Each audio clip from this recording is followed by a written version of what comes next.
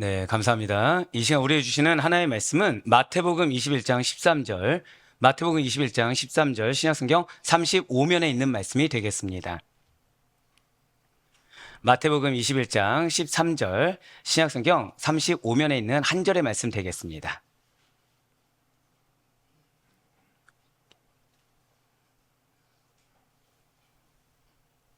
마태복음 21장 13절 신약성경 35면에 있는 한 절의 말씀입니다. 한 절의 말씀.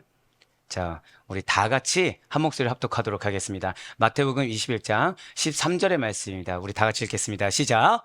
그들에게 이르시되 기록된 바 내 집은 기도하는 집이라 일컬음을 받으리라 하였거늘 너희는 강도의 소굴을 만드는도다 하시니라. 아멘. 할렐루야. 네, 오늘도 변함없이 이렇게 특별히 주님을 사모함으로 이 자리 가운데 믿음으로 나오시 우리 모든 아대표교회 성도 여러분들을 주님을 환영하고 축복합니다. 여러분들 어떻게 고난주간 어떻게 보내셨습니까? 네, 침묵을 기대했어요. 자, 그럼 성금요일은 어떻게 보냈습니까? 역시 마찬가지로 침묵을 기대했습니다. 그럼에도 불구하고 우리 옆에 있는 분들한테 좀 이렇게 인사하시면 너무나도 좋을 것 같아요. 당신이 은혜 받은 자입니다. 자, 한 번 더 인사하실 때, 자, 우리는 승리하였습니다. 자, 마지막 한 번 더요. 우리의 기도는 반드시 응답받습니다.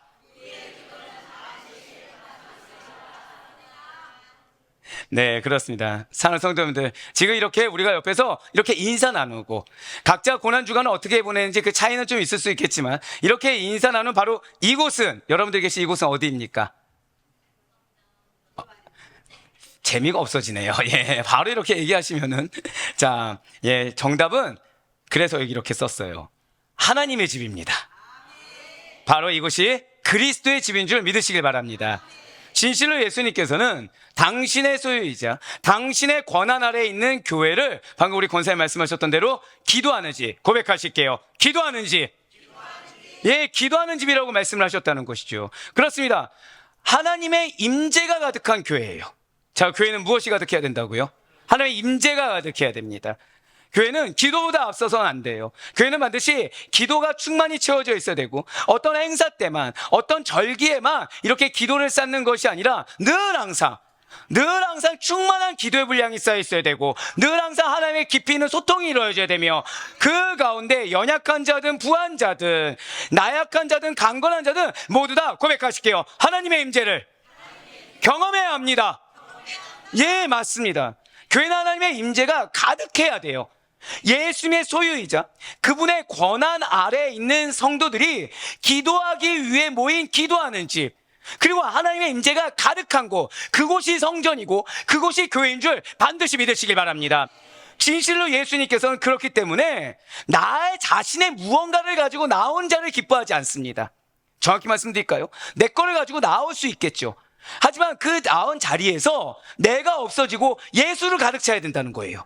나온 그 자리에서 나의 자존심과 나의 고집과 나의 가치관, 나의 판단의 자리는 온데간데 없고 내 왕의 자리, 나의 주권의 자리가 온전히 주님으로 가득 찰 수가 있어야 된다는 것이죠. 그러한 자를 바로 그렇게 겸손하게 자신을 낮추고 기도하는 성도들에게 응답하시를 기뻐하시는 분이 바로 우리 주 예수 그리스도시라는 것입니다. 그렇습니다. 우리 주님께서는 기도가 필요한 자들, 회복이 필요한 자들, 예수님의 도우심이 필요한 자들 모두 다 기도하는 집에 불러 모아주시고 그들을 고쳐주시며 그들을 응답해 주신다는 거예요. 한번 고백하실게요. 주님께서 나를 하시고 초청해 주셨습니다. 자, 옆에 있는 분한테 우리 한 번 더 이렇게 인사하실게요. 당신을 주님께서 초청하셨습니다. 자, 왜 초청하셨다고요? 우리를 아시기 때문에 초청하셨다는 거예요. 얼마나 갈급했는지, 아니 좀 더 쉽게 말씀드리면 얼마나 어려웠는지, 얼마나 힘들었는지, 얼마나 공고했는지 그걸 아시기 때문에 그 가운데는 좀 죄송 말씀이지만 믿음이 없는 자들도 있습니다. 말로는 주여 주여 했지만 하나님은 나는 너를 누군지 알지 못한다고 듣게 합당한 자들도 있을 수가 있다는 거예요. 하지만 주님께서는 그런 자들까지 질책지 아니하시사 한 번 더 고백하실게요. 응답하기 위해. 네, 그렇습니다. 응답하기 위해 부르셨다는 거죠. 응답하기 위해 초청해 주셨다는 것입니다. 그래서 한번 고백하실게요. 나의 삶 전체가 예수님의 응답입니다. 할렐루야. 맞습니다. 성도의 삶 전체가, 우리들의 삶 전체가 예수님의 응답이라는 거예요. 이미 주님은 이번 신명기 말씀 가운데 이미 말씀하셨어요. 우리의 삶 자체가 예수 그리스도의 역사입니다. 우리의 삶 곳곳이 주님의 살아있는 말씀의 역사예요. 하나님의 인도하심의 역사인 줄 믿으시길 바랍니다. 그런데 우리의 삶 자체가 지금 무엇이라고요? 예수님의 응답의 역사라는 거예요. 진실로 여러분들은 예수님의 소유된 자이십니까? 진실로 여러분들은 예수님의 권한하에 있으십니까? 그러한 여러분들의 기도에 응답하기 위해, 그러한 여러분들의 마음 가운데 찾아와 주시기 위해, 그러한 우리들에게 회복의 은혜를 주시기 위해, 그러한 우리들의 삶에 새로운 치유와 변화를 약속하기 위해 이 기도하는 집에 초청하신 줄 믿으시길 바랍니다. 그래서 주님께서는 바로 오늘 부활주일이지만 2025년 4월 20일 부활주일, 예전에도 부활주일을 맞이했어요. 하지만 바로 오늘 여러분들에게, 특별히 인생의 분기점을 맞이할 여러분들에게 마태복음에서 예수 일타 시리즈 21번째 시간으로 우리 고백해 보실까요? 내 집은 기도하는 집. 그렇습니다. 내 집은 기도하는 집이라는 제목의 마태복음 21장 13절 말씀을 통해서 성도라는 정체성을 가진 여러분과 저, 우리의 정체성은 무엇이라고요? 성도예요. 이것이 정말 중요하죠. 성도라는 정체성을 가진 우리가 부활의 능력이 임하는 교회에서, 자, 교회는 무엇이 임해야 된다고요? 부활의 능력이 임해야 된다는 거예요. 하나님의 임재가 있어야 됩니다. 영권을 느낄 수 있어야 돼요. 기도로 인해 그 기도 가운데 함께 하신 하나님을 만날 수 있어야 됩니다. 그 가운데 부활의 능력이 무엇인지를 고백하실게요. 나의 삶 가운데 경험하여 보라. 바로 그렇습니다. 부활의 능력이 임하는 교회, 그러면 우리의 삶 가운데 부활의 능력을 경험할 수 있는 교회에서 기도할 수 있는 것이 오직 부활하신 예수 그리스도의 은혜임을 깨닫고 이 은혜가 여러분들의 삶 가운데 실제가 되길 원하시는 하나님의 마음을 느낄 수 있는, 하나님의 의지를 받들 수 있는 우리 모두가 되기를 간절히 축원합니다. 사실 오늘 본문은 어디 말씀입니까? 마태복음 21장의 말씀이에요. 오늘 본문이 되는 마태복음 21장은 이 마태복음 전체에서 하나의 굉장히 중요한 분기점, 하나의 굉장히 중요한 전환점이 되고 있습니다. 목사님, 분명히 19장 여기서부터가 중요하다고 말씀하지 않으셨나요? 네, 맞아요. 19장, 20장 중요하죠. 왜요? 공생에 얼마나 남았다고요? 6개월이 남았기 때문에 중요하게 드릴 수 있겠죠. 하지만 21장에 비할 바 못된다는 거예요. 어떻게 보면 21장을 맞이하기 전에 예수 그리스도께서 그 전에 준비해야 되고, 그 전에 깨달아야 되며, 그 전에 깨져야 될 것을 말씀하셨다고 한다면 이 21장은 마태복음 전체에 있어서 굉장히 중요한 하나의 전환점이자 분기점이 되고 있습니다. 앞장인 19장, 20장과는 달리 이제 21장부터는 예수 그리스도의 부활이 매우 눈앞에, 코앞에 임박하게 다가왔다는 것이죠. 대개 복음서들은 뒤로 가면 갈수록 무엇과 가까워지고 있습니까? 예수님의 죽으심이에요. 골고다에서 모진 고초를 당하시고 십자가에 죽으셨습니다. 장사 지낸 바 되셨다가 3일 만에 부활하셨어요. 바로 예수님의 십자가 부활과 지금 점점 가까워지고 있다는 거죠. 마태복음 19장 20장만 하더라도 말씀드린 대로 예수님께서 이 공생애를 이제 6개월 남겨놓은 시점이었습니다. 그렇다면 우리가 공생애라고 자꾸 얘기를 하는데 대체 공생애는 무엇을 말을 하는 것입니까? 이번 주에 어떤 성도님이 저한테 되게 부끄러워하면서 물어보셨어요. 솔직히 목사님, 제가 신앙생활 한지 기간을 말씀드리면 안 되겠군요. 네, 어느 정도 되었습니다. 네, 솔직히 공생애를 아직 모르겠습니다. 정확히 말하면 기간을 모르겠습니다라고 한 거예요. 전 그분을 너무 축복했습니다. 여러분들 외식은 필요가 없습니다. 모르면 모른다고, 알면 안다고 고백하는 것이 맞아요. 모르면 모르는 대로, 알면 아는 대로 하나님 앞에 거짓을 말할 것이 아니라, 여러분들, 저는 공부를 할까요, 안 할까요? 미치도록 합니다. 하필이면 스승님께서 똑똑한데 노력하셔서, 네, 발목 잡지 않으려면, 왜냐면 저는 어디를 가든 어느 교수님의 제자, 이게 항상 꼬리표처럼 붙거든요. 그러니까 공부를 항상 하죠. 하면 할 때마다 뭘 느낄까요? 나 정말 멍청하구나. 나 정말 아는 바가 없구나. 예, 공부를 합니다. 모르는 게 부끄러운 것이 아니에요. 우린 평생토록 예수님에 대해서 알아가는 자들입니다. 근데 그분이 너무 용기 있는 질문을 해주셨다는 거죠. 공생애를 모르겠다는 거예요. 예수님의 사역 기간인 건 아는데 정확히 언제부터 언제까지를 모르겠다는 것입니다. 예, 맞아요. 대다수가 많이 혼돈스러워합니다. 시작 전부터 혼돈하고 마지막이 언제까지인지를 헷갈려 한다는 거예요. 이 공생애는 무엇입니까? 공생애란 예수님께서 이 땅에 오셔서 행하신 3년간의 공적인 활동 기간을 의미합니다. 공생애가 무엇이라고요?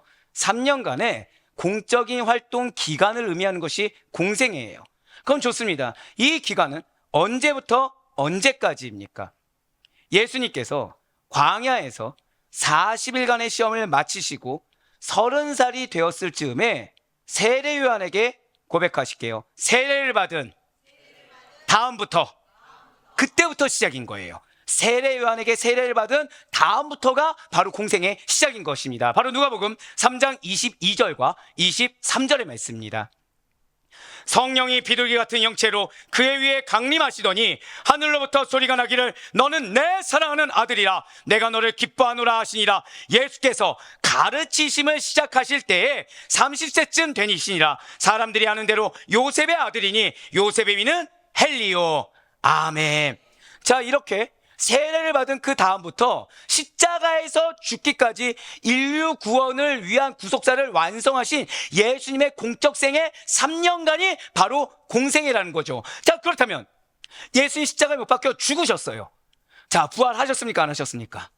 부활하셨죠. 부활하신 후에 곧바로 승천하셨습니까? 일부 기간이 있으셨습니까? 40일간의 기간이 있었어요. 자, 그러면 이 40일간의 기간이라는 것은 예수님의 공생에 포함이 되는 것입니까? 안 되는 것입니까? 안 된다는 거예요. 많은 분들이 혼돈스러워합니다. 승천 때까지를 또 공생으로 생각하시는 경우가 있는데 그렇지 않아요. 부활 후 40일은 잘 기억하세요.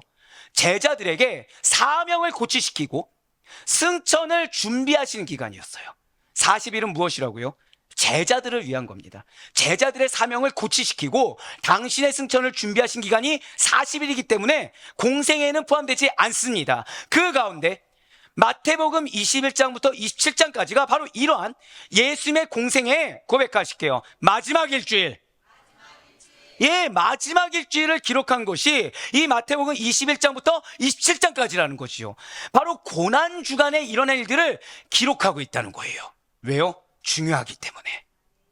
거룩한 고난의 일주일이라는 의미에서 바로 성고난주간, 성고난주간이라고 불리는 이 일주일 동안 대체 무슨 일이 일어났던 것입니까? 우리로 하여금 이 고난주간 동안 거룩하게 구별되고 절제하며 오직 말씀 가운데 계속 주님을 묵상하면서 거룩하게 구별되어 지낸 이 고난주간 동안 과연 그 가운데 예수님께서 어떠한 일을 맞이하셨던 것입니까?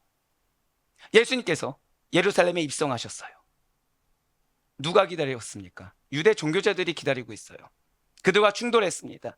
모진 핍박을 받으셨어요. 모진 고난을 받았습니다. 하지만 참으셨어요. 결국 십자가에 죽으시고 장사 지낸 바 되었다가 3일 만에 부활하셨습니다.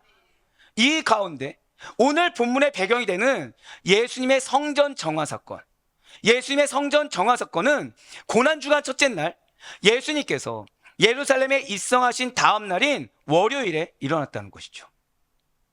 사실 이 말씀만큼 부활주일 말씀과 합당한 말씀이 찾기가 쉽지가 않습니다. 나귀를 타고 예루살렘에 오신 예수님이세요. 그동안은 복음 전파와 제자 훈련 사역을 위해서 자신의 메시아 되심을 드러내지 않고 감추셨습니다. 어떻게 하셨다고요? 감추셨어요. 아니, 목사님 이적을 행하지 않았습니까? 말씀드렸죠. 복음 전파 사역, 치유의 사역을 위함이고 제자들의 훈련을 위해서 자신을 드러내지 않으셨어요. 복음을 방해받지 않고 전파하기 위해서, 제자들의 훈련 시간을 확보하기 위해서 자신이 메시아다, 내가 너희들이 그토록 바람하지 않았던 메시아다라는 사실을 드러내지 않았다는 것이죠. 인내하셨습니다. 끝까지 자신의 그 목표점을 위해서, 중요한 사명의 성취를 위해서 인내하고 고백하실까요? 해야 될 일을 하셨어요. 얼마든지 내가 하고 싶은 일, 얼마든지 드러낼 만한 기간과 시간들이 충분히 있었습니다. 하지만 그렇게 하지 않으셨어요. 왜요? 사명이 있었기 때문이라는 것이죠. 이제는 하지만 이제 달랐다는 거예요. 바로 지금 이 순간부터는 다르셨습니다. 호산나 다윗의 자손이여 어서 오시옵소서, 호산나 구원하소서 구원하소서라고 외치는 이스라엘 백성들의 찬양을 받으시며 예수님의 존재와 메시아로서의 신분이 이제는 본격적으로 드러나기 시작했다라는 거예요. 바로 마태복음 21장 9절과 10절의 말씀이 그러합니다. 앞에서 가고 뒤에서 따르는 무리가 소리 높여 이르되 호산나 다윗의 자손이여 찬송하리로다. 주의 이름으로 오시는 이여 가장 높은 곳에서 호산나 하더라. 예수께서 예루살렘에 들어가시니 온 성이 소동하여 이르되 이는 누구냐 하거늘. 아멘. 자, 지금 예수님께서 예루살렘에 입성하셨을 때 다 환영했어요. 우리 예루살렘 입성을 보통 승리의 입성이라고 합니다. 왜냐하면 우리는 이 예루살렘 입성 이후에 어떤 결과가 있는지를 알기 때문에 이 고난 중간의 첫 번째 행보가 왜 승리인지를 알고 있다는 거예요. 자, 그러면 승리의 발걸음입니다. 개선 장군이에요. 그럼 무엇이 기다리고 있어야 됩니까? 맞이할 만한 준비가 돼 있어야 돼요. 근데 안타깝게도 예수님의 눈에 보인 것은 그것이 아니었습니다. 지금 승리의 입성을 마치신 예수님께서 제일 먼저 하신 것이 무엇입니까? 성전을 정화했어요. 제일 먼저 보인 것이 타락한 예루살렘 성전이었습니다. 그것을 정화하기 시작했다는 것이죠.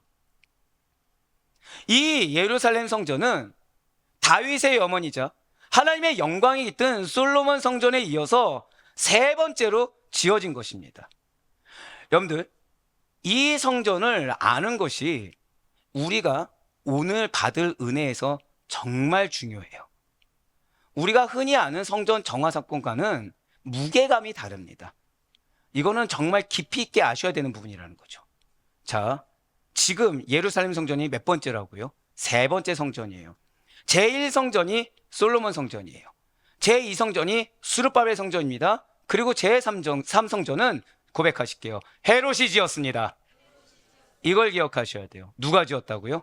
헤롯이 지은 예루살렘 성전이에요. 자, 그렇다면 이 헤롯 왕이 성전을 지은 이유가 무엇일까요? 막 하나님을 너무 잘 믿고 싶어서, 아 그래, 이 성전 건축 나를 유대의 왕으로 보내실 때, 분봉왕으로 보내실 때는 이유가 있어. 그래, 나에게 이 사명이 있구나. 아, 성전을 하나님께 영광이 되기 위해서 지어야겠다. 어떤 자신의 사명감 때문에, 정말 하나님을 보고 신실한 믿음 때문에 나의 모든 것은 상관없고 나의 지금 위치가 오직 이 성전을 위해서 하나님께서 나를 보내셨다라는 그 거룩한 부르심의 소명 때문에 절대 아니라는 거예요. 헤롯은 여러분들이 잘 아시는 것처럼 이둠의 출신, 즉 고백하실게요. 에돔 출신입니다. 그러니까 많은 분들이 이두메라고 하니까 잘 와닿지 않는데 에돔 출신 하니까 잘 와닿으시죠. 예, 맞아요. 이방인이에요. 그래서 그는 혈통이 다르다는 이유로 유대인들의 반감을 사고 있었습니다. 유대인들은 자신들의 종교적인 전통과 민족적 정체성을 매우 중요하게 여겼어요. 그렇기 때문에 지금 유대의 왕이다 맞는 그 헤롯이 이방인 출신이라는 거죠. 자신들이 모르는 종족도 아닙니다. 자신들이 경멸하는 종족이에요. 자신들이 멸시하는 종족이에요. 에돔 민족이 어디 후손이죠? 에서의 후손인 걸 너무 잘 알고 있어요. 그러니 인정이 안 되는 겁니다. 자신들은 선민이거든요. 감히 에서의 후예 따위가 왕자리에 있을 수가 없는 겁니다. 그를 그래서 진정한 통치자로 받을 수가 없었다는 거예요. 그래서 헤롯은 자신의 정통 결여와 유대인들의 반감을 극복하기 위해 유대인들에게 있어서 무엇을 인정받을 만한지, 유대인들에게 있어서 무엇으로 환대받을 만한지 고민을 했어요.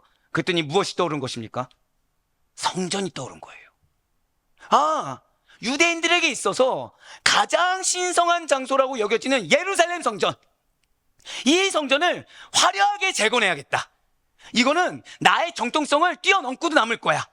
이거는 나의 입지를 충분히 다스리고 남을 거라는 판단하에 그는 예루살렘 성전을 아주 될 수 있으면 화려하게 재건하기로 결정한 것입니다. 네, 그렇습니다. 성전 재건은 사명이 아니었어요. 성전 재건은 믿음도 아니었습니다. 성전 재건은 하나님의 영광을 위함도 아니었어요. 성전 재건은 그저 한 개인의 이기적인 전략이었습니다.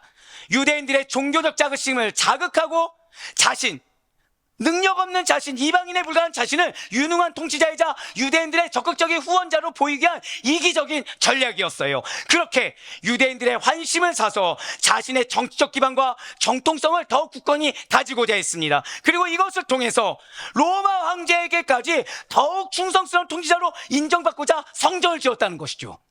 성전을 왜 지었다고요? 하나님을 위해서? 믿음을 증거하기 위해서? 사명감에? 아니요. 사람을 위해 지었어요. 사람의 인정을 위해 지었어요. 무엇보다 내 이기적인 욕심을 위해서 지었어요. 나를 위해 지었어요. 이러한 헤롯이 지은 예루살렘 성전이라는 것은 안타깝게도 단기간 내에 끝나지 않습니다.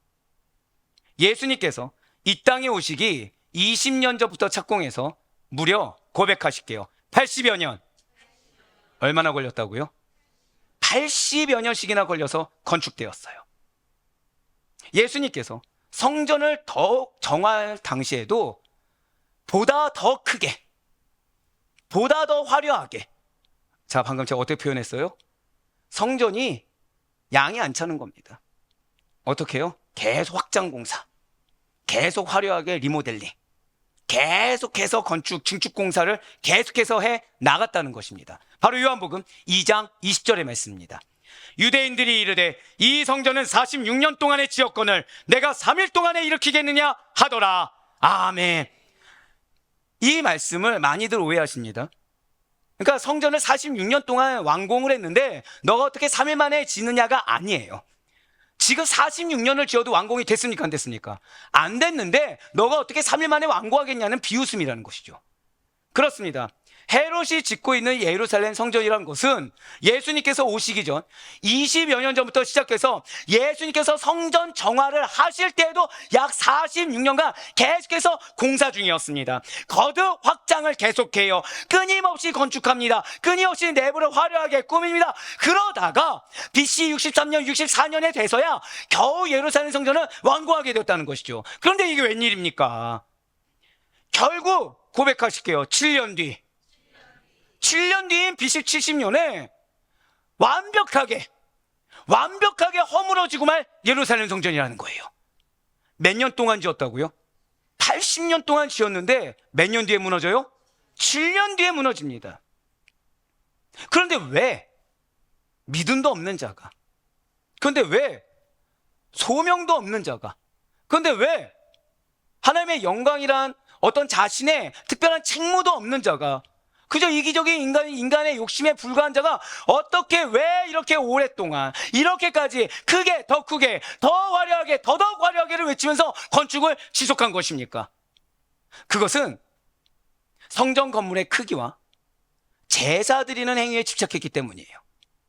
그것은 사람에게 집중하고 있었고, 그것은 자신의 기준에 집중하기 때문이라는 거죠. 성전이 커지면 사람이 많이 모입니까? 안 모입니까? 사람이 모이겠죠. 사람이 모이면은 헤롯은 자신의 지지 세력이 늘어나는 건가요? 아니면 줄어드는 건가요? 늘어나는 거예요. 만족을 못하는 겁니다. 사람들이 옵니다. 사람들이 와요. 사람 중에는 이 사람도 있고 저 사람도 있겠죠. 이것이 불편하다, 이것은 아닌 것 같다, 그 말에 또 귀를 기울입니다. 왜죠? 지을 때부터 누구 기준이기 때문에? 사람 기준이기 때문에. 하나님이 원하시는 성전이 아니라 사람 보기에 좋은 것을 따지다 보니까 아무리 지어도 만족이 없습니다. 아무리 지어도 감사가 없습니다. 뭘 해도 부족함이 보입니다. 뭘 해도 이것이 뭔가 리스크가 있어 보입니다. 그러니 계속 해도 끝나지 않고, 확장을 해도 인원이 부족해 보이고, 아무리 화려해도 뭔가 이것은 다른 사람들이 거하기는 뭔가 모자람이 있은 것처럼 착각하고 있다는 거예요. 그러나 그렇게 많은 사람들을 품고자 했어도, 그러나 그렇게 사람이 아무리 편하게 화려하게 보이고자 했어도, 그렇게 더욱더 크고 아름답게 짓다고 했더라도 정작 하나님께서는 예루살렘 성전에서 드리는 예배를 받지 않으셨다는 거죠. 왜냐하면 성전이 아무리 크면 뭐합니까?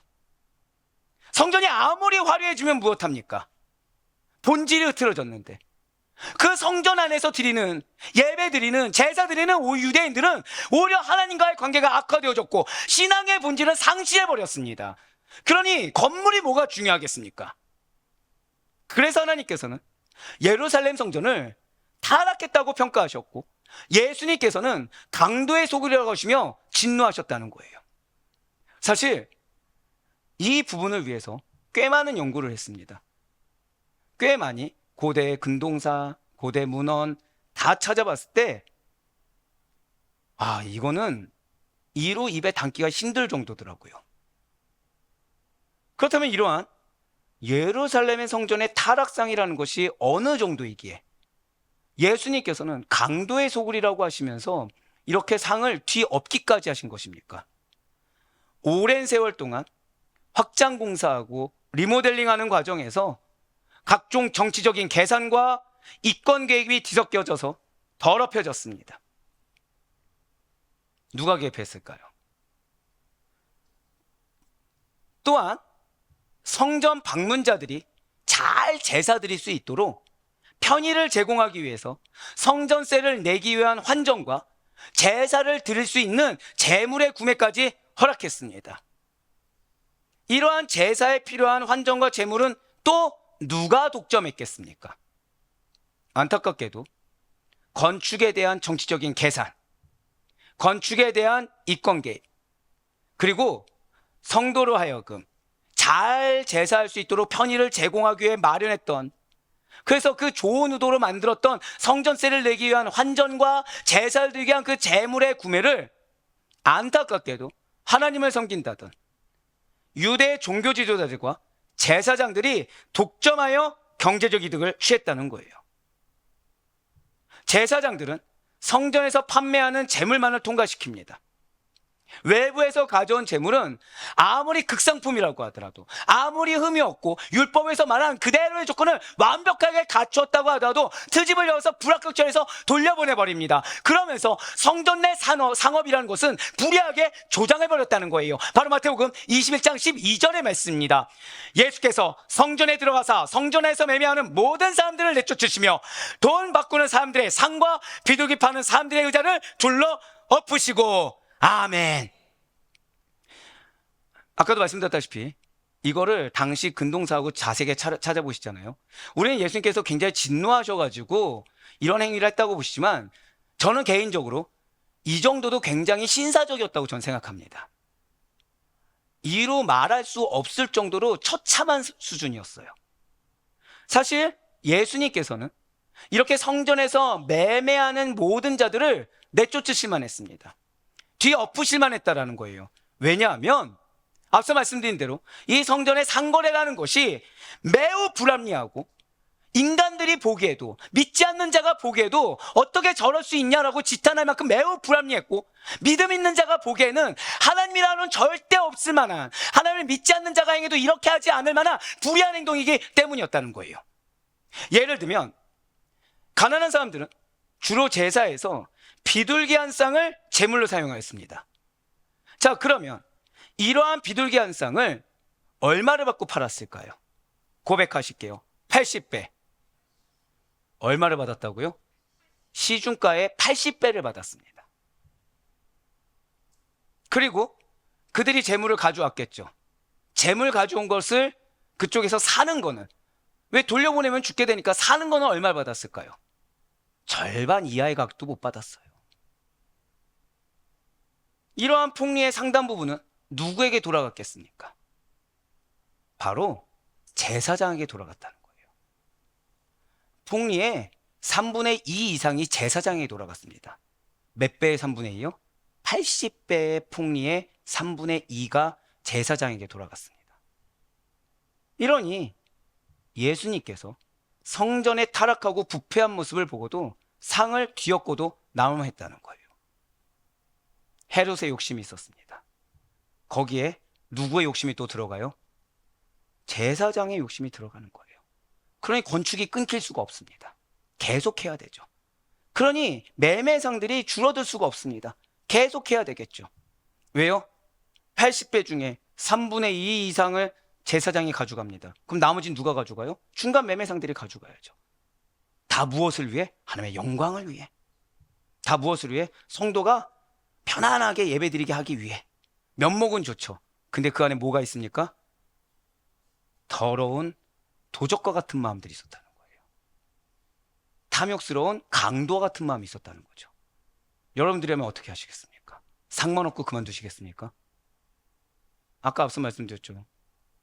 저였으면 지금 예수님은 굉장히 신사적인 것입니다. 사랑하는 성도 여러분들, 성전은 어떠한 곳이어야 합니까? 아니, 어떠한 곳이 성전인 것입니까? 진실로 성전은 성경에서 하나님께서 거하시는 거룩한 집, 즉 하나님의 임재가 머무는 곳이고 하나님의 영광이 머무는 장소가 성전이라고 성경은 정의 내리고 있어요. 한번 고백하실게요. 하나님께서 거하시는 거룩한 집, 하나님의 임재와 영광이 머무는 곳. 그렇습니다. 사랑하는 성도 여러분들, 언제나 주의 몸된 교회가, 언제나 여러분들이 속해 있는 가정이 하나님께서 거하시기에 기뻐하시는 곳, 언제나 하나님의 영광이 있는 곳, 언제나 하나님의 충만한 임재하심이 있는 곳이 되기를 간절히 소망합니다. 하나님 보시기에 너가 거룩한 성전이라고 인정받을 만한 합당한 우리가 되길 바라요. 구약시대 유대인들에게 있어서 성전이라는 곳은 단순한 예배 장소가 아니었습니다. 그것을 넘어서 그들의 혈통적 뿌리와 그들의 정체성, 그리고 종교적, 사회적, 문화적 중심이 바로 성전이었다는 거예요. 그렇기 때문에 그들에게 성전은 삶 그 자체였습니다. 자, 여러분들의 사명이 무엇입니까? 여러분들의 사명은, 죄송하지만 교회에 있다고 하지 않았어요. 여러분들의 사명 어디에 있습니까? 맞아요. 한번 고백하실까요? 나의 사명은 1순위가 가정입니다. 여러분들 가정이 우선이에요. 여러분들 가정이 하나님의 영광을 맛보기를 간절히 소망합니다. 여러분들 가정이 하나님의 거룩하신 임재하심으로 말미암아 변화를 맛보기를 간절히 소망합니다. 무엇보다 하나님의 거룩한 은혜가 충만하게 내려지게 합당한, 하나님의 칭찬을 받게 합당한 성전이라고 일컫는 우리 모든 성도들의 가정이 되길 간절히 소망합니다. 그것이 왜요? 바로 구약에서 유대인들이 그렇게 실천했다는 거예요. 제사로 끝내지 않았어요. 그들의 삶 곳곳마다 선민에 합당한 거룩함이 드러났습니다. 그들의 생활 곳곳마다 율법을 성실하게 지키는 자들만이 보일 수 있는 하나님의 거룩한 사랑하심이 드러났어요. 실제로 그들에게 성전은 이스라엘 백성들의 삶 전반을 지배하는, 자, 무엇을 지배한다고요? 인생 전반, 삶 전반을 지배하는 신앙의 핵심이었다는 것이죠. 진실로 하나님께서는 그렇기 때문에 솔로몬에게 내 이름을 이 성전에 두겠다라고 약속하시면서 이곳에서 드리는 모든 예배와 이곳에서 드리는 기도를 들으시고 죄를 사하시며 반드시 응답해 주신다고 약속해 주셨다는 거예요. 역대하 6장 20절과 21절의 말씀입니다. 주께서 전에 말씀하시기를 내 이름을 거기에 두리라 하신 곳, 이 성전을 향하여 주의 눈이 주야로 보시오며 종이 이곳을 향하여 비는 기도를 들으시옵소서. 주의 종과 주의 백성 이스라엘이 이곳을 향하여 기도할 때 주는 그 간구함을 들으시되 주께서 계신 곳 하늘에서 들으시고 들으시사 사하여 주시옵소서. 이 은혜가 여러분들의 은혜가 되길 간절히 소망합니다. 연약한 자가 있을 수 있어요. 믿음이 없는 자가 있을 수 있습니다. 연약한 정도가 아니라 여러분들 마음에 근심을 주는 자가 있을 수도 있습니다. 또는 대체 주님 언제쯤 이 영혼이 변화됩니까? 라는 항변이 1년, 2년, 10년, 20년, 30년 이미 쌓을 만큼 쌓았을 수도 있어요. 하지만 반드시 들으십니다. 거룩한 여러분들을 통해, 거룩한 성전으로서의 정체성을 지닌 여러분들을 통해 반드시 이 기도가 나의 기도가 됨을 의심치 마시길 바라요. 그렇습니다. 성전은 단순한 건물이 아니에요. 저는 이미 아들포유교회 개척 처음부터 말씀드린 바가 있습니다. 저는 교회 건축에 대해서 별로 생각이 없다고 말씀드렸어요. 이유가 왜죠? 분립개척을 시키고 복음이 확장되고 성도 내 가정이 변화되는 거. 그래서 여러분들 각각의 가정마다 사회에서 영향을 끼치는 것이 제 사명이라고 말씀드렸습니다. 왜죠? 성전은 비단 건물만이 아니기 때문이에요. 한번 고백하실까요? 내가 성전입니다. 내가 거룩한 하나님의 임재가 있는 성전입니다. 할렐루야. 그게 사명이에요. 그게 하나님께서 원하시는 거예요. 성전은 하나님과의 만남, 하나님과의 깊이 있는 교제, 예배와 기도의 중심이 되는 거룩한 공동체를 의미합니다. 그런데 여기서 하나가 상실했다.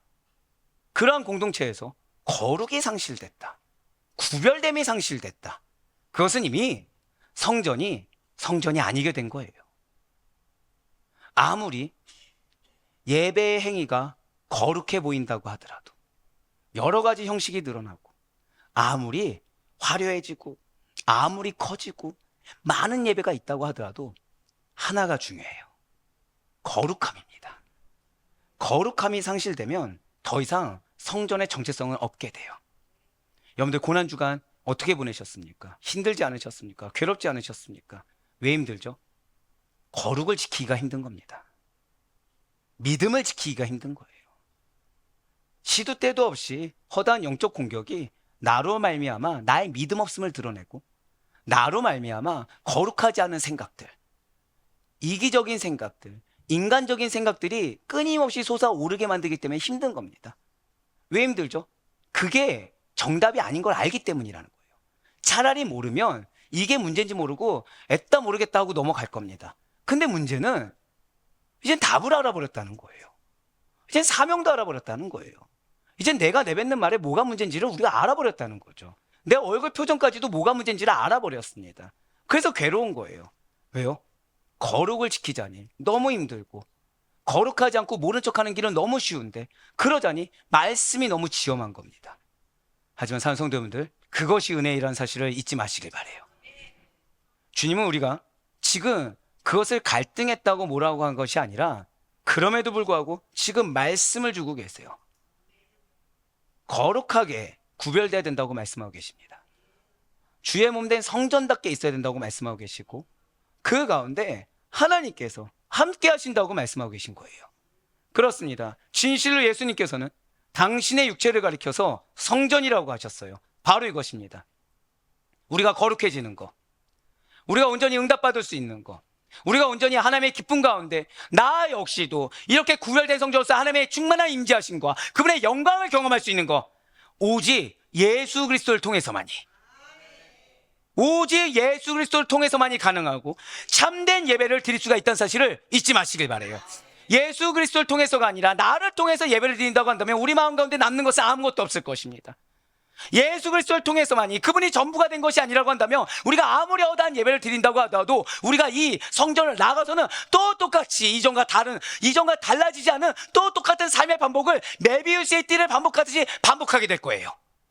또한 예수님의 십자가에 못 박히심과 부활 이후에는 성령님께서 우리 믿는 자 안에 거하심으로 우리 성도님들은 하나님의 성전이 되었다, 사도 바울은 가르치고 있다는 것이죠. 고백하실게요. 내 안에 성령님이 계십니다. 고린도전서 3장 16절과 6장 19절 말씀을 같이 보도록 하겠습니다. 너희는 너희가 하나님의 성전인 것과 하나님의 성령이 너희 안에 계신 것을 알지 못하느냐? 너희 몸은 너희가 하나님께로부터 받은 바 너희 가운데 계신 성령의 전인 줄을 알지 못하느냐? 너희는 너희 자신의 것이 아니라. 아멘. 지금 내 것이 아니죠. 누구의 것입니까? 하나님의 것이에요. 근데 그냥 하나님의 것도 아니고 하나님께서 우리에게 당연히 있어야 될 존재로 무엇이 하셨냐? 성전으로 있으라는 거예요. 거룩한 성전으로 있는 게 하나님이 우리를 부르신 목적인 것입니다. 그리고 우리 안에 누가 계시다고요? 성령님이 계시다는 거죠. 우리 것이 아니라는 거예요. 그렇습니다. 교회의 머리는 그리스도요, 성도들은 그리스도의 몸입니다. 나의 것이 아니고 하나님의 것이며, 나의 것이 아니고 성령님께서 내 안에 계시사 온전히 하나님의 성전으로서의 정체성이 우리의 본질이라는 거예요. 그런데 교회된 우리가, 그런데 성전된 우리가 내 마음 안에서 자꾸 매매를 하려고 한다는 거죠. 내 마음 안에서 자꾸 거래를 하려고 한다는 거예요. 구체적으로 무엇을 하려고 합니까? 차라리 세상적이고 인간적인 거면 조금 낫습니다. 근데 문제는 종교적이라는 것에서 이제 문제가 생긴다는 거예요. 주님께 예배합니다. 뜨겁게 예배해요. 작정하고 예배도 드립니다. 이전에 안 드리던 예배까지 드립니다. 헌신합니다. 수고하고 봉사까지 합니다. 그 다음에 내가 간구한 기도에 대한 응답받는 것으로 미리 결산을 받으려고 한다는 거죠. 자, 뭐라 말씀드렸어요? 미리 결산을 받으려고 한다는 거예요. 그러다가 내가 원하는 기도에 응답이 안 됐어요. 내가 기대하는 환경이 변화되지 않았어요. 그러면 내가 못하러 그렇게까지 교회에, 내 몸, 마음, 돈, 시간, 재능을 다 갖다 바쳤을까? 내가 굳이 그렇게까지 한 이유가 무엇일까? 라고 하면서 정작 누구에게 그렇게 거래한 것에 대한 손해배상을 바라고 청구하고 있는 것입니까? 피 흘려 죽으신 예수 그리스도의 십자가 죽음, 그 값을 은혜로 빚진 자인데 거저 주셨는데 마치 내가 돈을 주고 산 것처럼, 마치 내가 시간을 주고 산 것처럼, 마치 내가 열정과 그리고 내가 약속을 믿는 나의 마음에 신뢰를 주고 산 것처럼 착각을 하고 있다는 거예요. 아, 나는 하나님이 나에게 약속 주신 약속의 말씀을 믿었는데, 약속을 믿고 나는 결단해서 이렇게까지 했는데 주님은 마치 날 버린 것처럼 응답하지 않았다는 거죠. 그러니 기도에 대한 응답을 못 받은 것 같으면, 내가 바라는 상황이 해결되지 않은 것 같으면, 아니 상황 해결까지는 바라지 않는다고 하더라도 최소한 이 시점에 이 영혼이 이렇게 변화되고, 이 시점에 물질이 이렇게 생겨야 되고, 이 시점에 상황이 이렇게 급변해야 된다는 내 계산대로 되지 않으면 갑자기 본전 생각이 나는 거예요. 무슨 생각이 난다고요? 본전 생각이 나는 겁니다. 바로 토라집니다. 말씀에서 멀어집니다. 하나님부터 내가 이렇게까지 하는 거는 안 돼, 멈춰버린다는 거예요. 멈추는 겁니까? 퇴보해버리는 겁니까? 사실은 거리가 멀어지기 시작한다는 거죠. 그렇다면 이렇게 우리가 내가 기대한 대로 되지 않았을 때, 우리가 이렇게 기도의 응답을 받지 않은 것 같고 상황 해결이 안 된 것 같고 내가 거룩하지 않게 산 것이 아니라 이전보다는 거룩하게 살았고 이전보다는 열심히 살았음에도 불구하고 내 기대대로 되지 않았을 때, 우리가 주님께 토라지면 안 되는 이유, 우리가 주님께 섭섭해하면 안 되는 이유가 대체 무엇입니까? 그 이유는 먼저 하나님께서는 우리의 말을, 하나님께서는 우리의 기도를 항상 듣고 계시기 때문이라는 거예요. 어떻게 하고 계시다고요? 하나님은 우리의 말을, 우리의 기도를 항상 듣고 계시다는 거죠. 두 번째는, 기도는, 이거는 크게 읽으시겠습니다. 두 번째예요. 시작. 기도는 관계이지 주문이 아니기 때문입니다. 이걸 기억하셔야 돼요. 기도는 주문이 아닙니다. 이 주문이 뭐 주술 주문이 아니라 어디다가 주문하는 거 있죠? 식당에서 주문하는 것처럼. 그 주문이 아니라는 거예요. 오더 주는 게 아니라는 거예요. 세 번째가 무엇이라고요? 하나님의 뜻하심과 계획하심이 우리보다, 나보다 훨씬 더 크기 때문입니다. 그리고 여러분들, 기도의 본질이 무엇이라고요? 네 번째도 우리 다 같이 읽겠습니다. 시작. 기도의 본질은 하나님의 영광을 위한 것이기 때문입니다. 아멘. 마지막으로 다섯 번째는 믿음과 순종의 태도가 요구되어지기 때문이라는 거예요. 일시가 아니라 하나님이 원하시는 하나님의 기준에 합당한 믿음과 순종의 태도가 요구되어진다는 거죠. 그리고 이미 이에 대해서 성경은 우리에게 또 증거한 바가 있다는 거예요. 이러한 것에 대해서 성경은 마태복음 21장 22절과 요한일서 3장 22절 말씀을 통해서 이렇게 증거하고 있습니다. 너희가 기도할 때 무엇이든지 믿고 구하는 것은 다 받으리라 하시니라. 아멘. 무엇이든지 구하는 바를 그에게서 만나니 이는 우리가 그의 계명을 지키고 그의 앞에서 기뻐하신 것을 행함이라. 아멘. 자, 말씀을 보세요. 자, 믿고 구하는 것은 다 받는 겁니다. 이 믿음이 부분일까요? 절대적일까요? 절대성이에요. 절대적으로 의심치 않고 믿고 구하는 것. 주님의 애는 주시지 않는다는 것을 믿는 자, 그 자는 받는다는 거예요. 근데 요한일서 3장 22절 말씀 우리에게 더 디테일하게 맡고 있다는 거죠. 자, 무엇인지 구하는 바를 누가 줄 수 있다는 거예요? 주님만이 줄 수 있다는 거예요. 근데 그 전 단계가 있습니다. 그러기 위해서 우리는 무엇을 해야 된다는 거예요? 말씀을 지켜야 돼요. 그리고 누구 앞에서? 주님 앞에서 계속해서 뭐라 선포하고 죠? 한 번 더 고백하실게요. 코람데오. 예, 맞아요. 주님 앞에서 주님이 기뻐하신 걸 수행해야 돼요. 내가 할 수 있는 거 하는 거 아닙니다. 내가 할 만한 거 하는 거 아니에요. 내가 이 정도는 괜찮다는 걸 하는 것이 아니라 내 기준에서 하는 것이 아니라 주님이 기뻐하신 것을 주님 앞에서 하는 거. 무엇을 하면서요? 말씀을 지키면서. 그 자는 다 받는다는 거예요. 그럼에도 불구하고, 말씀이 이렇게 약속하고 있음에도 불구하고, 말씀이 이렇게 선포하고 있음에도 불구하고, 말씀이 이렇게 증거하고 있음에도 불구하고, 안타깝게도 교회에서 본전을 찾으려는 분들이 의외로 많다라는 거죠. 자, 사랑하는 성도분들, 우리가 일상을 살아갈 때 언제 본전을 찾으려고 합니까? 사람과 사람이 잘 만나다가 헤어지려고 할 때 본전 생각이 납니다. 그리고 그동안 일에 대해서 사업을 운영하는데 확신이 있었어요. 열정을 쏟고 돈을 쏟았습니다. 근데 어느 순간 이 사업은 도저히 가망이 없다 느껴지는 거예요. 그 순간 본전 생각이 납니다. 그래서 사람과 사람과의 관계든 사업과 사업 간의 관계든 그동안 투자한 것이 아까울 때, 그때 우리는 본전 생각이 난다는 거예요. 한번 생각해 보시길 바라요. 연인들이 있습니다. 그동안 잘 만났어요. 근데 어느 순간 관계가 소원해지거나 소원해진 정도가 아니라 뒤틀려 버렸습니다. 이거는 헤어지는 거 외엔 답이 없다고 느껴진 거예요. 이렇게 관계가 안 좋을 때, 그래서 아예 헤어지는 거 외에는 답이 없다고 여겨질 때 본전 생각이 나죠. 그동안 들인 공이 아까워지거나 그렇지는 않다고 하더라도 더 이상은 무언가를 하고자 하는 생각이 들지를 않는다는 거예요. 이렇게 해봤자 소용이 없다 느껴지고, 이렇게 해봤자 상대는 몰라준다고 생각하며 내가 이렇게 해봤자 더 이상은 소용이 없다고 느껴지는 것입니다. 그런데 이러한 연인이 잘 극복을 했어요. 그래서 이제 부부가 된다고 한번 생각해 보시길 바랍니다. 부부가 잘 살다가 또 본전 생각이 언제 또 나는 것입니까? 내가 한 만큼 상대방이 몰라주는 거예요. 내가 한 것을 상대방이 마치 당연한 것처럼 여기는 겁니다. 상대는 나에게 합니까 안 합니까? 나한테 별로 안 해주는 것 같은 거예요. 내가 좋아하는 걸 안 해주는 거예요. 내가 기대하는 걸 안 해주는 거예요, 상대가. 그에 대한 보상이 없는 거죠. 혹은 기대가 충족되지 않을 때, 그것이 한 번, 두 번, 세 번 쌓이면 본전 생각이 나고, 결정적인 것은 연인들과 마찬가지로 이혼을 결심하거나 실제로 이혼할 때 본전 생각이 난다는 거예요. 그렇다면 좋습니다.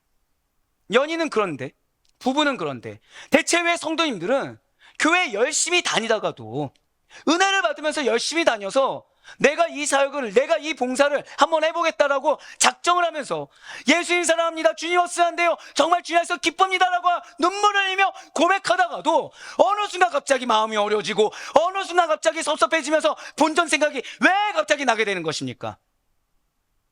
나는 누구 때문이라고 했지만, 나는 어떤 사건 때문이라고 했지만, 예수님과 내가 헤어질 수 있다는 잘못된 인식이 나도 모르는 사이에 자리 잡은 사람의 경우, 즉 예수님이 계시면 이렇게까지 안 했을 거야.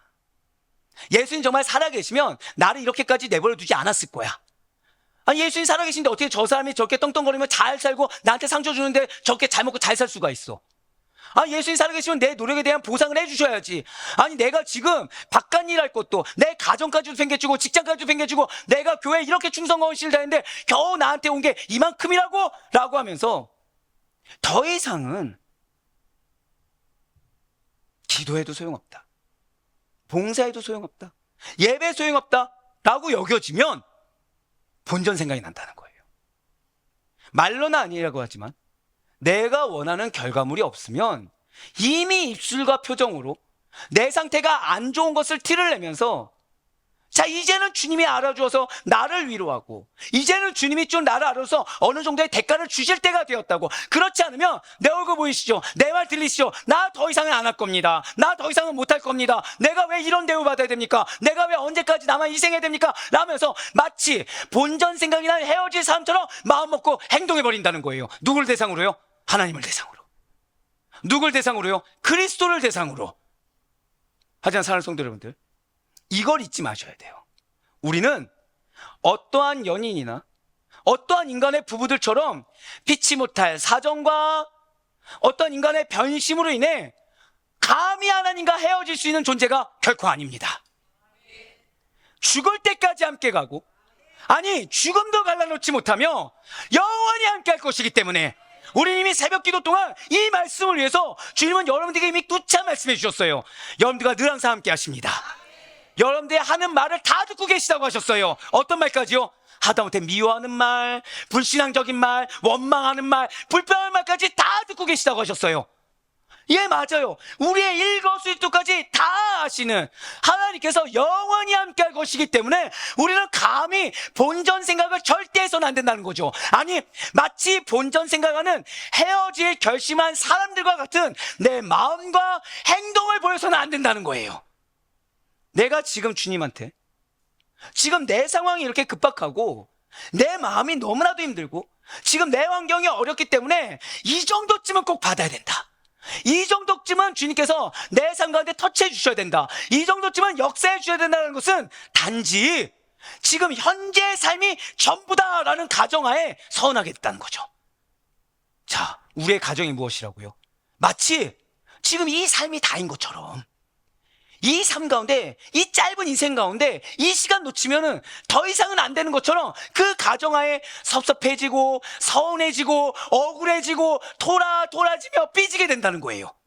지금 이 땅에서 누리지 못한 것, 내가 누리지 못하고 인내하고 내가 이 생에서 받은 그 보상들, 그 상급들을 주님께서 다 기억하십니다.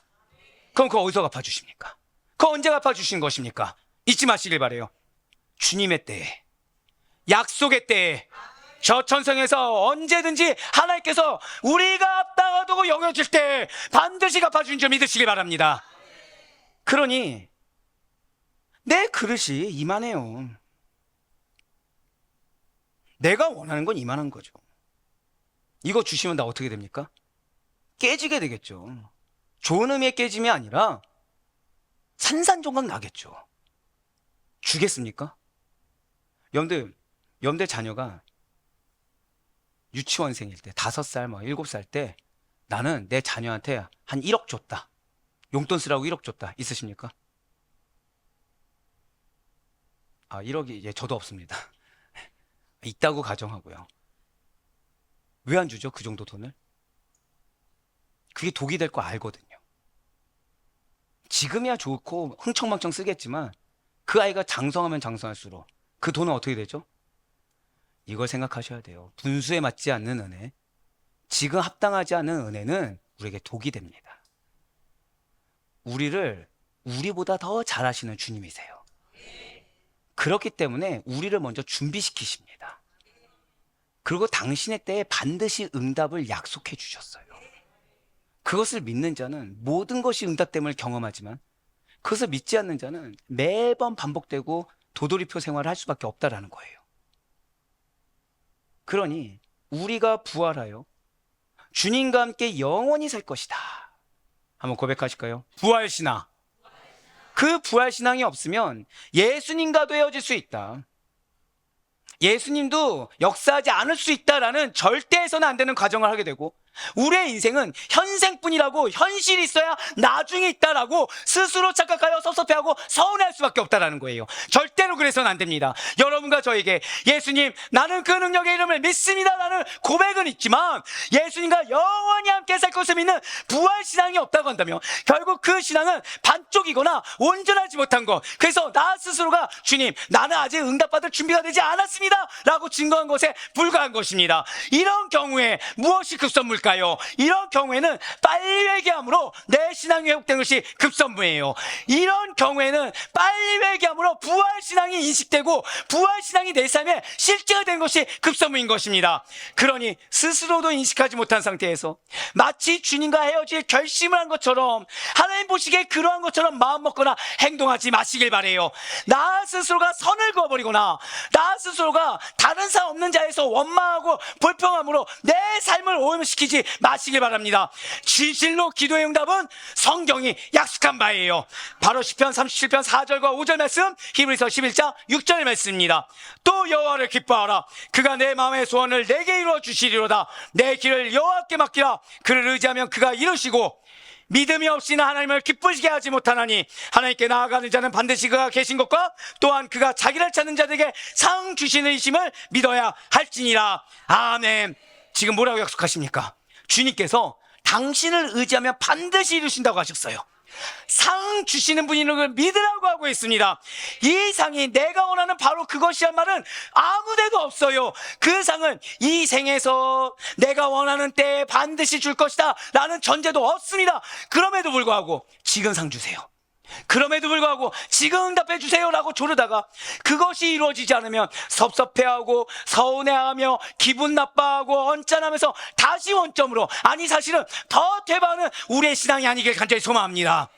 끝까지 같이 갈 자들에게는 본전 생각이 안 나요. 중간 정상 같은 거 바라지도 않습니다. 왜요? 평생 함께 할 거거든요.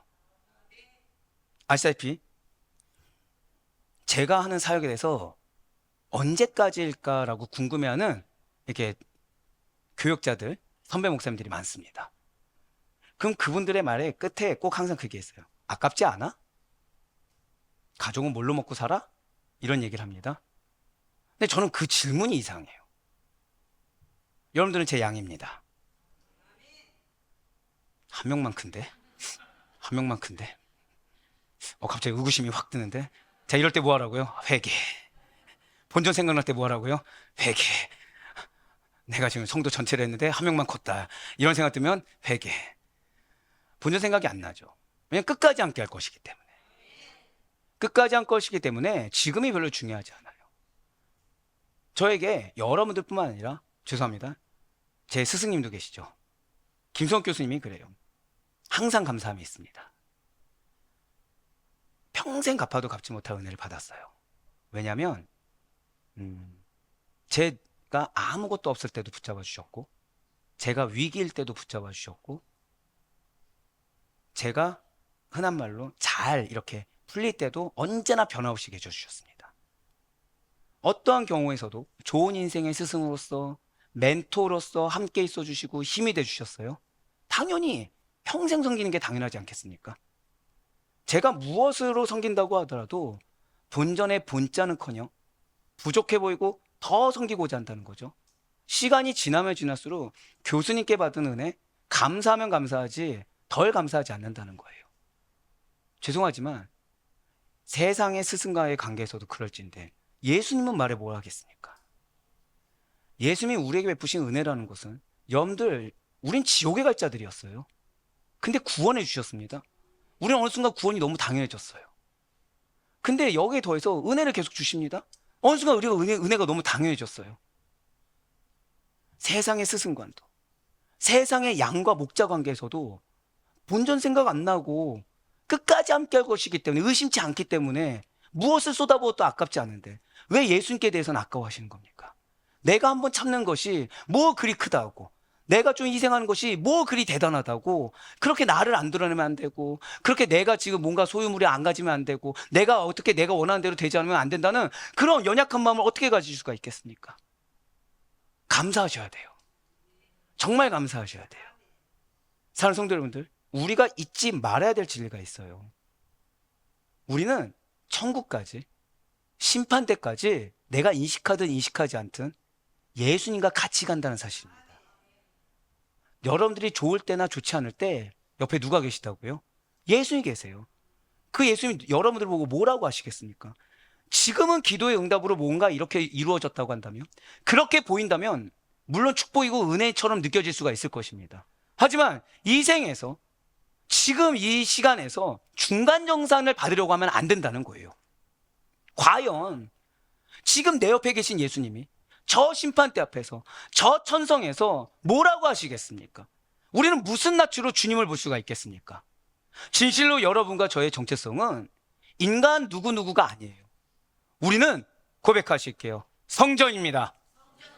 맞아요. 성령이 거하시는 하나님의 전이자 우리들 한 사람 한 사람이 교회입니다.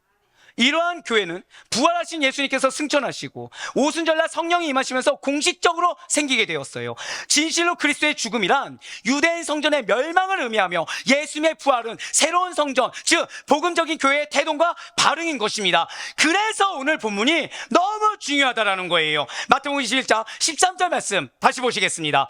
그들에게 이르시되 기록된 바 내 집은 기도하는 집이라 일컬음을 받으리라 하였거늘 너희는 강도의 소굴을 만드는도다 하시니라. 것입니다. 아멘. 그렇습니다. 진실로 예수님께서 핏값을 지불하고 사신 교회이기 때문에 예수님과 거래를 하고 예수님부터 대가를 바라는 마치 강도와 같은 마음으로, 마치 도둑과 같은 마음으로 우리가 감히 살아서는 안 된다는 거예요. 만일 예수님께서 죄악된 나 대신 죽지 않으셨다고 한다면 오늘날 감히 하나님의 전이라는 여러분과 제가, 성전이라는 우리 성도님들과 또한 이 땅의 교회가 결코 존재할 수가 없었을 것입니다.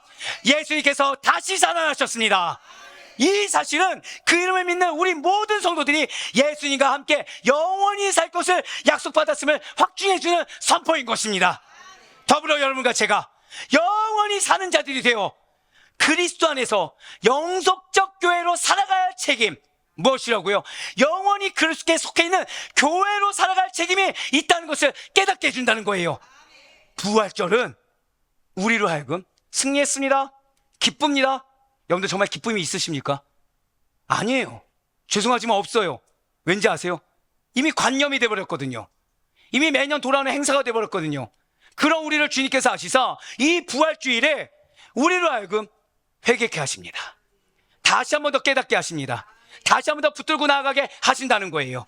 그러니 우리는 교회로 살아가야 돼요. 우리는 예수님과 함께 영원히 걸어갈 저 천성에 도달하게 될 축복된 승리한 성도라는 본질을 놓치지 않을 수 있는 여러분과 제가 되길 간절히 소망합니다. 이제 말씀을 읽겠습니다. 오늘은 부활주일이에요. 이러한 예수님의 부활이 앞서 말씀드린 대로 어떠한 인간의 관념이나 매년 연례 행사처럼 다가오는 행사가 되어서는 결코 안 됩니다. 예수님의 부활은 반드시 여러분과 저의 신앙의 실제가 되어야 돼요. 죽은 뒤 다시 살아난다는 어떤 단편적인 이해를 뛰어넘어서 예수님의 부활이 곧 현재 나의 삶의 부활로 인식될 수가 있어야 됩니다. 고백하실게요. 부활신앙이 실제가 되어야 합니다. 진실로 부활의 의미가 여러분들의 삶에 온전히 새겨져서 열매가 될 수 있길 간절히 소망합니다. 그렇습니다. 우리가 보고 믿는 바로 이 성경 중에서도 특히 신약은 예수님의 부활을 증거하는 책이에요. 앞서 말씀드린 것처럼 부활신앙이 교회를 태동하게 만들었습니다. 여러분들의 삶의 회복이 어디서부터 일어난다고요? 부활신앙이에요. 여러분들의 삶의 변화가 어디서부터 시작된다고요? 부활신앙이에요. 우리들의 신앙의 핵심은 부활이며 믿는 모든 성도들의 부활의 능력으로 살아가는 본질을 가졌다는 사실을 잊지 마시길 바랍니다. 그러한 성도된 저와 여러분은 죄와 사망을 이기고 승리하신 예수 그리스도께서 하신 말씀을 믿고 들으며 배우고 따라가며 살아가고 있어요. 부활하신 예수님께서는 오늘날 여러분과 저와 지금도 함께하고 계시고 지금도 돕고 계시며 지금도 이끌고 계실 뿐만 아니라 나의 간구와 기도 제목 모든 입술의 언어를 다 듣고 응답해 주십니다. 그러니 우리 각자가 기도하는 집으로서 잘 기능하고 받은 소임 따라 주어진 역할을 잘 감당하시길 바라요. 부활의 감사가 있는 자들은 내가 무엇을 더 받을까? 내가 무엇을 더 누릴까? 땡깡 피우고 어리광 부리는 자들이 아니에요. 나를 통해 예수님의 살아계심을 보도록, 나를 통해 다른 이들이 부활의 기쁨과 소망 향기를 맡을 수 있도록 당연하게 전하는 자들이 성도입니다. 다시 살 것을 믿는 자들답게 일희일비하지 말고 사랑을 나누어 주기에 힘쓰는 것조차 감사함을 하는 부활의 감사가 있는 자들이 여러분과 저라는 사실 잊지 마시길 바라요. 그렇습니다. 진실로 부활주일은 그래서 부활의 감사가 회복되는 날이요, 성전으로서의 나의 정체성을 더더욱 견고하게 하는 날임을 잊지 마시길 바라요. 죄인을 위해 십자가에서 죽으시고 다시 살아나신 예수님의 사랑을 이 땅 가운데 여러분들의 사명제는 그 가정과 직장에서 실천하는 것이야말로 이 땅 가운데 부흥과 회복이 임하는 길임을 잊지 마시길 바랍니다. 그러니 무시로 기도하세요. 내 입술이 나오기 전에 기도보다 앞서지 마세요. 감사함으로 뜨겁게 기도하세요. 무엇보다 불평하고 원망하며 인간적인 이기심으로 채우는 집이 아니라, 도적질하는 집이 아니라, 강도질하는 집이 아니라 기도하는 집으로 소임을 다하여 하나님의 기쁨이 되는 여러분과 제가 되게 간절히 소망합니다. 그러한 저와 여러분에게 영생의 축복과 영생의 기쁨이 무엇인지 주님께서는 매일 매순간 실제적으로 말씀해 주실 것입니다. 그래 바로 끊었기는 이러한 부활의 기쁨과 감격이 비단 오늘 하루뿐만 아니라 회복된 여러분들의 삶 평생 가운데, 인생 가운데 늘 항상 부어지기를, 그 충만한 은혜가 언제나 가득 흘러넘치기를 주님의 이름으로 간절히 축원합니다.